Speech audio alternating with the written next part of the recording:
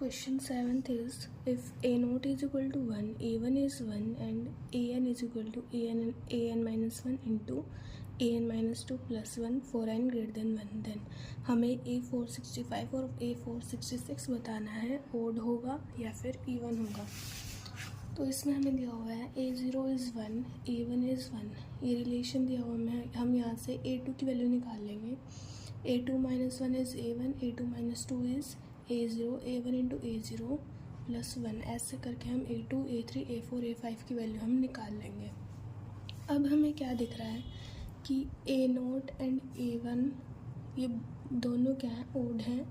a2 हमारा even है, फिर ये a3 और a4 ये दोनों हमारे ओड हैं और a5 हमारा इवन है। अब इसके बाद हम इसको दो तरीके से देख सकते हैं। कैसे कि जब ये आइज़ ले लेते हैं हम सबको, ठीक है। आई की वैल्यू हम 0, 1, 2 अप टू 465, 466 तक होगी।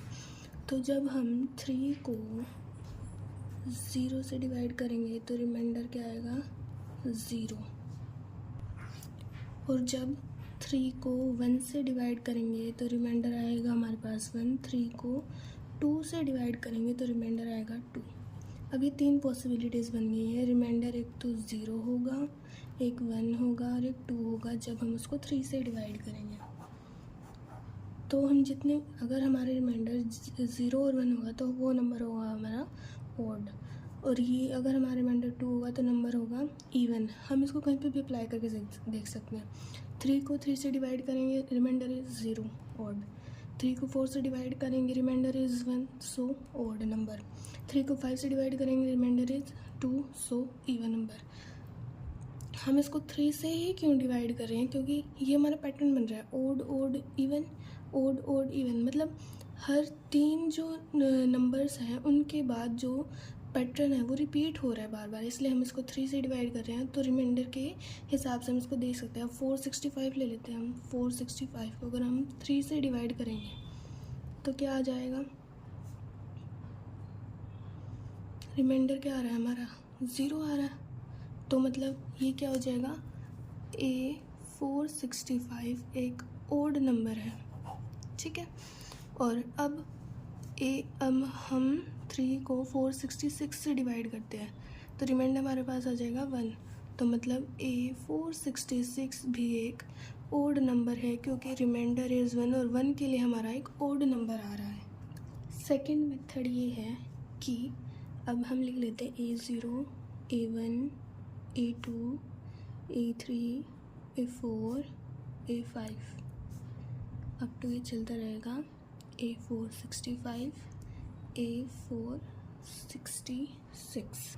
तो हम यहाँ पे देखेंगे AIs देखेंगे।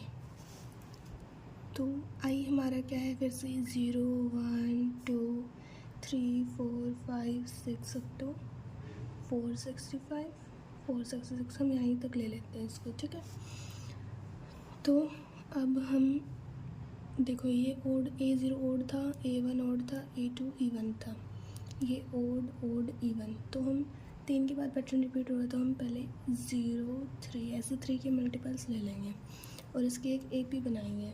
AP क्या बन जाएंगे हमारे, 0, 3, 6। अब इसमें देखेंगे कि 465 और 466 को इसमें AP में आ रहा है या नहीं आ रहा, ये टर्म आ रहे हैं या नहीं आ रहे। तो हम वही AP का फॉर्मूला लगाएंगे, AN is equal to A1 plus N minus 1 into D। AN को हम पहले 465 ले लेते हैं। A1 हमारा था 0 प्लस N माइनस 1 इंटू 3। तो इसको डिवाइड करेंगे तो मतलब ये A465 is the term of this AP। तो यहाँ पे 465 आ जाएगा। मतलब A0, A3, A6 ये सब हमारे ओड थे, तो मतलब A465 भी हमारा ओड होगा, ठीक है। ऐसे ही हम दूसरी AP ले लेते हैं। I इज इक्वल टू 1, 1, 4, 7, ऐसे 1, 4, 7, ठीक है। ये हमारी एक AP बन गई। इसमें फिर से वही AN is equal to A1 plus -1 into D का फॉर्मूला लगाएंगे और चेक करेंगे कि 466 इसमें आ रहा है या नहीं आ रहा। 466 is equal to 1 plus n-1 D is 3। तो 466 भी सेपी का पार्ट है, मतलब A1 भी ओड था, A4 भी ओड था, A7 भी ओड था, तो मतलब A466 भी हमारा ओड नंबर होगा। Now question 8 is two trains of equal length L traveling at speed v1 and v2 miles per hour in opposite direction take t seconds to cross each other, then L in feet 1 mile is equal to 5280 feet। तो हमें दो trains दी हुई है L length की, ये first train है, ये second train है, और ये v1 से इस तरफ जा रही है और ये v2 से इस तरफ जा रही है, मतलब दोनों अपोजिट डायरेक्शन में जा रही है। तो क्या इनकी हमें ट्रेन्स की लेंथ बतानी है कितनी होगी, ठीक है। तो अब हम यहाँ पे रिलेटिव वेलोसिटी का कंसेप्ट लगाएंगे। अब रिलेटिव वेलोसिटी हम फिजिक्स में 11th क्लास में पढ़ते हैं, रेस्ट इन मोशन चैप्टर में। Relative is equal to distance between two object divided by time taken. तो रिलेटिव वेलोसिटी, अब ये इधर जा रहा है, v1 इस तरफ है, v2 इस तरफ है, तो v2 हो जाएगा -v2।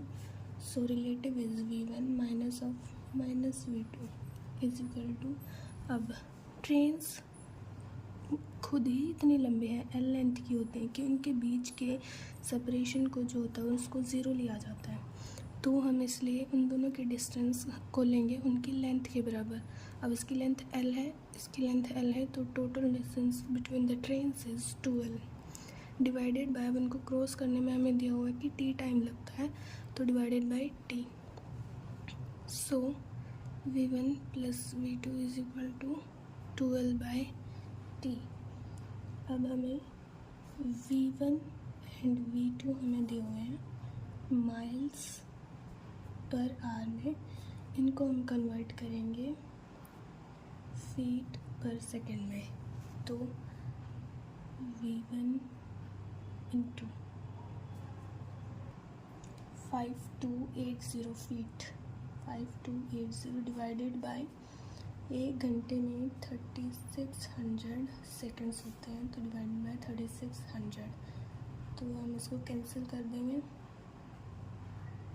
तो हमारे पास आ जाएगा 22 v1 बाय 15। ऐसे ही हमारे पास जब v2 कन्वर्ट करेंगे तो 22 v2 डिवाइडेड बाय 15 आ जाएगा। तो इन दोनों को हम यहाँ पे पुट कर देंगे, 22 by 15 v1 plus v2 is equal to 12 by t। So ये यहाँ से कैंसिल हो जाएगा, तो हमारी l की वैल्यू आ जाएगी 11 by 15 v1 plus v2 into t। This is the required length of train. Question number 9 क्या कह रहा है, a salesman sold 2 pipes at ₹12 each. His profit on one was 20% and loss on other was 20% in the whole. उसने loss किया, gain किया, कितना loss किया, कितना गेन किया, ठीक है। तो हम फर्स्ट पाइप मान लेते हैं P1, सेकेंड पाइप P2। पहले को उसका सोल्ड प्राइस था हमारा 12 रुपीज़, दूसरे का भी सोल्ड प्राइस था 12 रुपीज़। हम फर्स्ट पाइप के कॉस्ट प्राइस को x मान लेते हैं और सेकेंड पाइप के कॉस्ट प्राइस को हम y मान लेते हैं।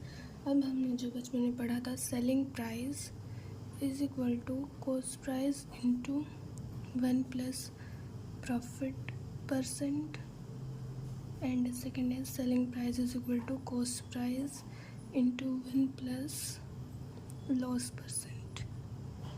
इसमें फर्स्ट वाले में ये लगा देंगे, सेकेंड वाले में ये लगा देंगे। तो सेलिंग प्राइस कितना है हमारा फर्स्ट के लिए, 12 is equal to X into profit, इसमें 20% का हो रहा है, इसमें लॉस 20% का हो रहा है, प्रॉफिट कितना है 20%। तो एक्स की वैल्यू हमारे पास 10 आ जाएगी। वैसे ही 12 सेकेंड के लिए करेंगे, अब y इंटू 1 माइनस, इधर माइनस करेगा 20 डिवाइडेड बाय 100, तो y की वैल्यू हमारे पास 15 आ जाएगी। तो टोटल सेलिंग प्राइस कितना है, ₹12 plus 12 is equal to ₹24। Total cost price हमारे पास कितना है, ₹10 प्लस 15 इज इक्वल टू ₹25। तो on the whole he lost ₹1, क्योंकि उसने ख़रीदा इतने में था, उसने बेचा इतने में, तो उसका लॉस हुआ ₹1 का। अब क्वेश्चन 10 में हमें इस एक्सप्रेशन को सिंप्लीफाई करना, बताने की वैल्यू क्या आए। सो अब इसमें क्या करेंगे, हम पहले 256 की पावर को फ्रैक्शन में ले लेते हैं, 16 डिवाइडेड बाय 100। तो 4 के टेबल से कट जाएगा 25 इंटू में 16, 18 डिवाइडेड बाय 100, 2 की टेबल से 9, 50। अब इसको 4 के पावर में कर लेते हैं कितना आएगा, ये 16 का स्क्वायर हो जाएगा 8/25 इंटू 16, 9/50, बेस से पावर ऐड 16, 8 प्लस 9/50, इसको 2 से मल्टीप्लाई एलसीएम ले लेंगे तो हमारे पास आ जाएगा 16 to the power 25 divided by 50। तो 4 स्क्वायर इज 16, तो ये कट जाएगा, तो हमारे पास वैल्यू 4 आ जाएगी, 4 हमारा आंसर हो जाएगा।